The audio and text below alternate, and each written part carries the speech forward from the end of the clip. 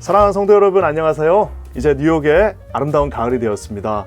오늘 저희 뉴욕에 특별한 목사님이 방문해 주셨습니다. 우리 오대식 목사님인데요. 여러분 큰 박수로 환영하겠습니다. 목사님 안녕하세요. 안녕하세요. 네.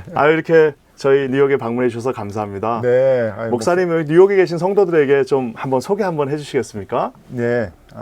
오대식 목사라고 합니다. 저는 한국의 경기도 남양주에 있는 덕소의 덕소 높은 뜻 덕소 교회에서 목회를 하고 있습니다.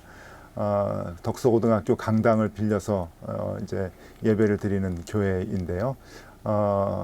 성도들이 늘 이렇게 기쁘게 이렇게 예배하고 또 교제하고 하는 이제 그런 교회에서 행복하게 목회하고 있는 목사입니다. 네. 목사님 저기 높은 뜻 교회들이 많이 있잖아요. 네, 조금 많이 있습니다. 높은 뜻 교회들이 저희 사실은 이제 우리 하나님께서 주신 귀한 또 뜻이 있으셔서 높은 뜻이라고 하시고 이제 그 교회들이 어떻게 보면 한국 사회에 굉장히 중요한 역할을 감당해 주시는데요. 네. 거기서 높은 뜻이라는 그 단어는 어떤 의미가 있을까요? 뭐 큰 의미는 아니고요. 예. 그 2001년도에 네. 남산에 있는 서울 남산에 있는 네. 그 숭의여자대학 강당에서 이제 예배를 드리면서 교회가 시작이 됐습니다. 그래서 그 숭의여자대학에서 이제 99명 이제 처음에? 교인이 모여가지고 김동호 목사님하고 예배를 이제 처음 드렸는데 그랬군요. 이름을 뭘로 할까 이제 했는데 숭의여자대학에서 이제 예배를 드리니까 그 숭의라고 하는 이름을 이제 쓰게 됐고요. 그 숭의가 높은 뜻이라는 겁니다. 그렇네요. 예. 이렇게 하나님의 뜻, 하나님의 뜻을 이렇게 받든다라고 하는 그 받들 숭자를 이제 쓰는데요. 네. 그래서 그 숭의여자대학이 평양에서 그 마페 그 사무엘 목사님께서 이제 세우신 학교인데 그때 그 하나님의 뜻을 받들자 해서 숭의라고 이름을 붙이셨다고 그래요. 그래서 그 숭의 교회라고 이름을 이제 쓰기 시작을 했는데 그냥 쓰면은 조금 밋밋하니까 그것을 풀어서 높은 뜻 숭의 교회 그렇게 됐습니다. 그렇게 시작된 거군요. 예. 그러면은 목사님은 언제부터 이 높은 뜻 교회에 이렇게 인발부가 되셨나요? 저는 시작할 때부터 처음부터 김동호 목사님하고 같이 했고요. 그러시군요. 그 전에 김동호 목사님께서 그 동안교회 계실 때 그때도 그때 이제 팀 목회를 그 목사님이 하셨는데 그때 팀 목회 파트너로 같이 있었고 그러다가 이제 교회 새로 시작할 때 같이 계획을 하고 이제 했습니다. 제가 이제 그 목사님은 이제 리더로 그래서 이제 끌고 가셨고 또 허드렛 일은 제가 다 준비하고 했고 이제 그랬습니다. 목사님 막 정신없이 나가시고 뒤에 다 정리하시면서 따라가셨군요. 그렇군요. 목사님 대신 또 목사님 이력도 굉장히 사실상 특별하세요. 저는 뭐 이력이 뭐 이렇게 일본에서 또 이렇게 목회를 하셨는데요. 네. 일본에서 목회를 하게 된 계기는 어떻게 된 건가요? 신학교 신대원 다닐 때 저는 장로회 신학대학을 다녔는데 신학교 다닐 때 친했던 친구가 있었습니다. 그 친구가 이제 신학교 졸업을 하고 일본에 있는 동경 신학대학에서 이제 박사과정 이제 공부를 하러 유학을 갔고요. 이제 거기에서 이제 한국 분들 이제 만나서 목회를 같이 병행을 했습니다. 교회를 시작을 하고.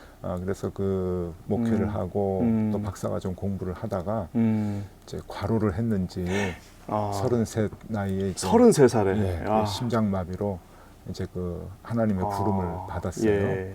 그래서 이제 제가 그때 그 이제 동안교회에서 부목사를 하고 있었을 텐데 교인들이 저한테 연락을 해서 그 장례 좀 치러달라고 수습을 하러 가신 거네요. 그래서 뭐 친구니까 가서 이제 수습을 하고 장례를 다 마쳤는데 교인들이 울면서 이제 붙들고 좀 도와달라고 목사님 안 계시는데 목사님이 와서 좀 이렇게 해달라고 그래서 거기서 이제 붙들려서 있게 됐습니다. 사실 일본은 굉장히 교회가 쉽지가 않았는데 사모님이랑 애들 다 데리고 가서 하신 건가요? 네, 그때 이제 아이가 하나 있었는데요. 4살짜리 아이가 하나 있었는데 그때 이제 하루 아침에 가서 일본에서 다다미담 방에서 이제 시작을 하게 됐습니다.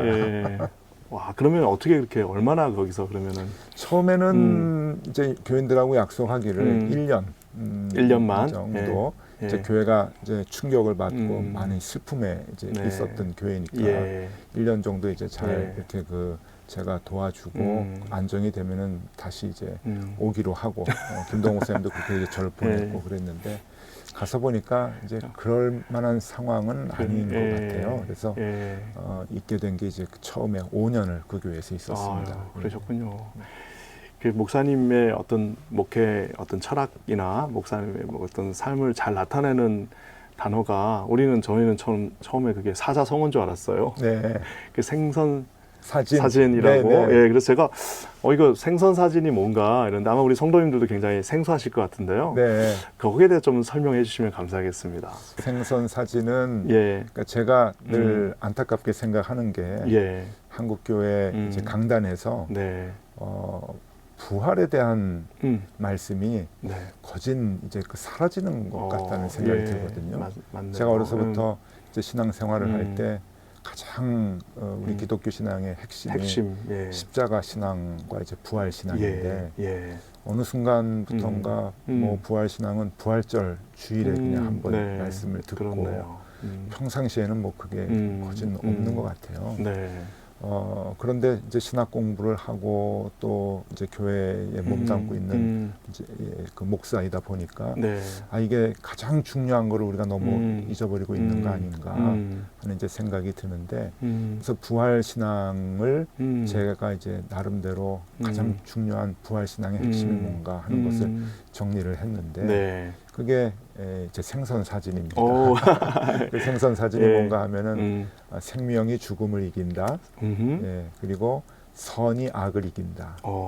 그리고 사랑이 미움을 이긴다. 미움을 이기고. 그리고 진실이 거짓을 반드시 이긴다. 예수님이 그렇게 살아가셨잖아요. 그래서 악을 이기고 거짓을 이기고 미움을 이기고 이제 죽음을 이기셨는데 우리가 그 마음을 가지고 그 신앙이 있으면 우리도 그렇게 살아갈 수 있는데 그 부활 신앙 가지고 살면 좋겠다. 그래서 생명 그리고 선 그리고 사랑 그리고 진실. 생선 사진. 앞 글자만 해서 이렇게, 그래서 늘 우리 교인들한테 강조하고 그렇게 신앙생활 같이 하자고 그러고 있습니다. 이 사실상 좀 약해 보이는 거 어떻게 보면 이렇게 무한 경쟁 사회에서는 그렇게 해서는 이길 수 없다 이렇게 하는데 이제 목사님은 어떻게 보면 반대. 그러게 말이에요. 좀 안타까운 것은 이제 교회에서조차도 이제 경쟁에서 지치고 경쟁에서 힘들어하는 사람들에게 믿음이 있으면 경쟁에서 이길 수 있다. 그리고 경쟁에서 승리하는 것이 축복이다. 하나님은 그 경쟁에서 이기게 하시고 높이 들어주신다. 이제 그렇게만 이렇게 신앙을 가르치고 또 그렇게 이제 믿음 생활을 하려는 분들이 너무 많으신 것 같아요. 근데 그게 아니고 정말 하나님께서 우리에게 주시고자 하는 것은 마음의 평안, 그리고 샬롬, 그리고 그런 경쟁의 사회에 함몰돼서 힘들어하는 것이 아니라 정말 참된 기쁨과 자유함을 주님께서 주시기 위해서 십자가에 못 박혀 돌아가셨는데 우리가 그 기쁨과 평안을 많이 누리지 못하는 것 같아서 참 안타까운 거죠. 그리고 거기에 이제 그 교회도 부추기고 있는 것 같고 그래서 다시 교회가 십자가 신앙과 부활 신앙으로 돌아와서 주님께서 주시고자 하는 그 참된 쉼 그리고 평안, 평강 그거를 얻으면서 생활하면 좋겠다. 그 마음이 있고요. 참. 목회자부터 이제 그렇게 살아야 하고 또 우리 교인들도 그렇게 살 수 있도록 아주 그냥 확 와닿았어요. 와닿고 그래서 보면 목사님이 사실 이제 저술하신 책들도 꽤 있으신데 그 중에 또 특별하게 이렇게 응원한다는 그런 책들이 있어요. 그래서 어이구, 하나님의 응원에 너를 응원해 하시면서 이렇게 그런 어떤 맥락에서 시작된 건가요? 좀 그렇습니다. 연약한 분들, 삶에 맞은 가장자리에 계신 분들을 응원하는 그런 건가요, 목사님? 많이 이제 그 힘들어 하시잖아요. 삶 자체가 힘들고 또 무한 경쟁 시대에서 참 이제 이기지 못하고 또 이렇게 또 그 늦게 가시는 분들은 많이 마음이 힘들고 이제 어려워하고 또 살다 보면 개인적으로 큰 고난과 고통 네. 이 연속이 돼서 예. 정말 그 이제 소망이 없는 이제 그런 네. 분들이 교회 안에서도 많이 계시거든요. 이제 그런 분들을 보면서 하나님께서 주시는 네. 정말 참된 위로를 같이 좀 나누고 싶은 마음이 좀 있었습니다. 그래서 하나님은 누구든지 자녀된 우리들을 다 응원을 해주시고 붙들고 같이 가자고 이제 하시는데 그 하나님의 손길을 좀 보면 좋겠다. 네. 우리 눈이 좀 띄어서 보면 좋겠다 해서 목회의 모든 관심이 교인들이 그 눈을 좀 뜰 수 있도록 하는 거에 관심이 좀 이렇게 그렇군요. 있습니다. 예, 목사님 그러면은 사실상 이제 우리 사실상 목사님 또 특별히 우리 높은 교회들의 특별한 특징 중에 하나가 어떤 교회를 막 크게 대형 교회로 하지 않고 이렇게 어느 정도 사이즈가 됐을 때 이렇게 분리하고 나가는 그 모습이 참 어떻게 보면 굉장히 우리 이민교회에서는 생소하거든요, 목사님. 한번 그 부분에 대해서도 한번 좀 설명해 주시면 어떨까요? 이제 지금 교회가 높은 뜻 교회가 이제 15개 벌써 그렇게 정도 됐군요. 있는데 사실 뭐 프랜차이즈는 아닙니다. 저희는 그렇죠. 다 다르시죠. 다 개교회고 개교회별로 정관을 갖고 있고 또 예산, 인사 그거 다 별개 독립돼 있고 또 다른 교회에 대해서 관여하지 않고 그냥 그렇게 이제 그 독립된 교회는 이제 있는데 이제 분립도 하게 되고 또 교회 또 이제 개척도 하게 되고 이제 그러는데 그게 이제 높은 뜻 교회의 그 목표는 아닙니다. 목적도 아니고 그럼 하나의 그것을 뭐 지향하는 하다 보니까 것이 아니고 근데 그 우리의 그 갖고 있는 그 신앙 고백의 결과로 이제 그게 나오는 건데요. 그건 뭔가 하면은 가능하면은 이제 욕심을 좀 갖지 않으면 좋겠다. 그리고 우리의 욕심은 뭐 세상적인 것이 아니라 하나님의 일에 대한 욕심만 좀 갖자. 하나님이 뭘 좋아하실까? 하나님이 뭐에 관심이 있으신가? 그래서 우리가 하나님께 쓰임 받는 일에는 남들보다 좀 최선을 다해서 하나님이 정말 믿고 일을 맡기실 만한 그러한 사람들, 그러한 교인 되면 좋겠다 하는 그 목적이 있거든요. 그러니까 그것을 갖게 되니까 뭐 교회를 좀 나누고 또 새롭게 세우고 하는 것은 결과로 그냥 나오는 거지. 그것을 지향하거나 그것을 위해서만 이제 목회를 하는 것은 아닙니다. 그냥 우리가 어떤 일이든지 이제 교회에서 어느 정도 이제 예산이 있으면은 이걸 가지고 하나님이 기뻐하시는 것은 무엇일까 하는 걸 먼저 고민을 하고 그래서 하나님이 그 시대에 그 시기에 그 지역에서 그 환경에서 가장 하고 싶어 하시는 일들을 이제 찾아서 우리가 그 일을 해드리는 교회가 되면 좋겠다. 그렇군요. 그 마음이 있습니다. 큰 하나의 힘이 아니라 곳곳에 이렇게 그 지역에 맞게 흩어져서 최선을 다하는 그 어쩌면 목사님의 설교에서도 그 부분들이 많이 이렇게 드러나실 것 같아요. 그래서 목사님은 어떤 것에 가장 마음을 두시고 말씀을 증거하시나요?